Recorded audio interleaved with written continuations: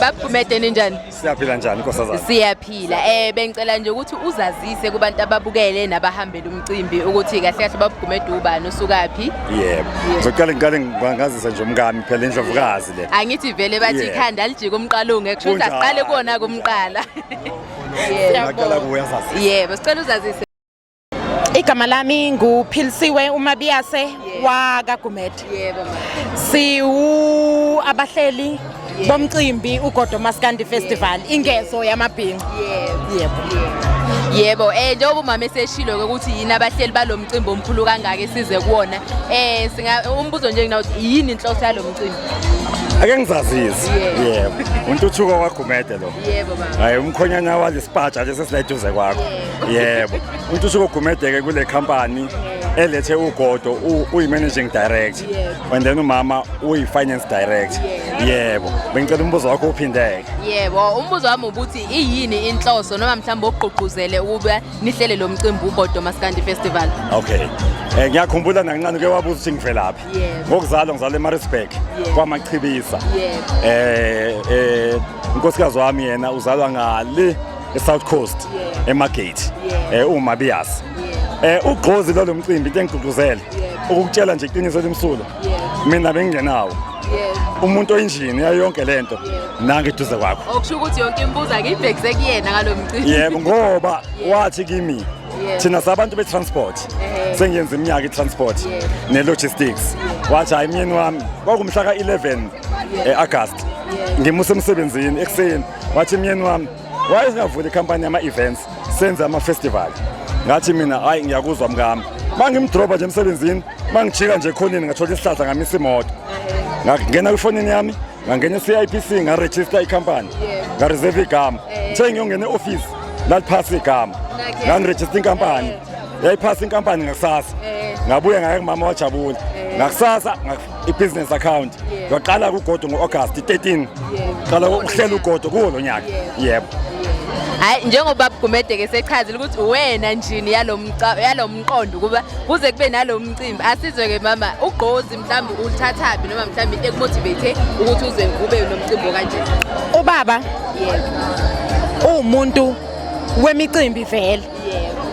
So ngizokwenzela nje umzekelo ube nokuthi abe yi-sponsor njengoba ekutransport abe yi-sponsor kweminye imicimbi eminye imicimbi nengekho nala eSouth Africa nje koSwaziland kanje.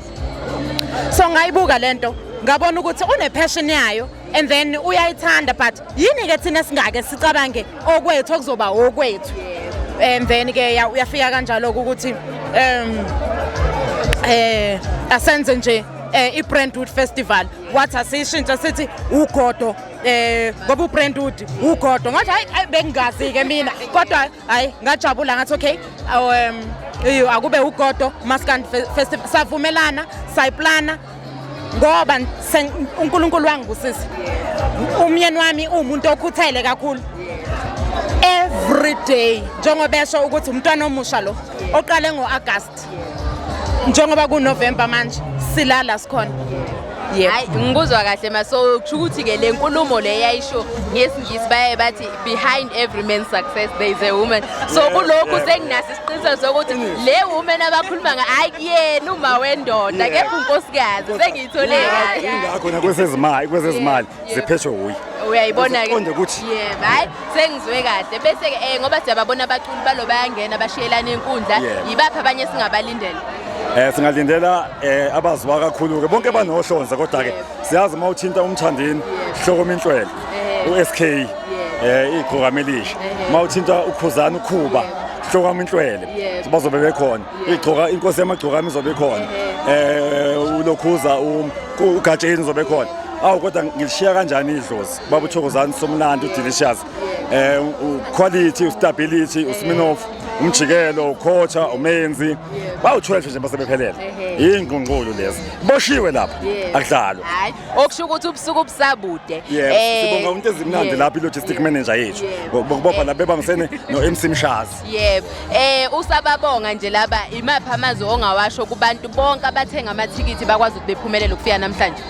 Ngithi ngiyabonga ngiyanqonqoza ngoba ngaphandle kwabo asilutho. Ibona obasi bethu singaba abahleli bomcimbi sibonakale siphethe sikwi-interviews sikhuluma kwimbhobho emkhulu enoboya engathi ubhubhu kodwa abantu abenza ukuthi leli bempumelela abantu ngoba ngaphandle kwabo asilutho. Yebo. Mama ngoba kuthiwe uwe the brains noma i-engine yala yini esingayilindela ku-Ugodo Maskandi Festival ukusuka namhlanje nje siye phambili? Ababukeli mabalindele ukukhula kwale festival eyokuqala le isazoqhubeka kube a yearly event ayizuba segoli kuphela. Sibheke ukuthi sihambele ne KwaZulu Natal, sihambele neMpumalanga, sihambele nje indawo ezahlukene. Lukhule uGodo Maskandi Festival, ikhulu festival yethu. So siyabonga kakhulu kubantu bonke abasixhasile bathenga amathikithi ngoba umcimbi ubungeke uzube impumelelo ngaphandle kwabo.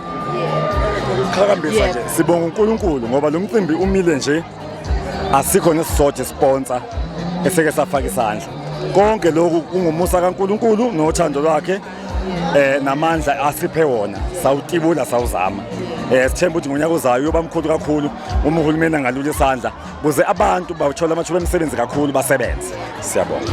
So nizweleke nani balaleli nababukeli lapha emakhaya uma ngabe ungenalo ugodo lwakho ilona thuba lokulithenga lo ngoba ngonyaka ozayo bathi iyabuya nakuloya nyaka nakuyoba njalo kuze kube njalo kuze kubuye uje uzweleke qhubeka kuhlala unethezeke umcimbi usaqhubeka. Siyabonga.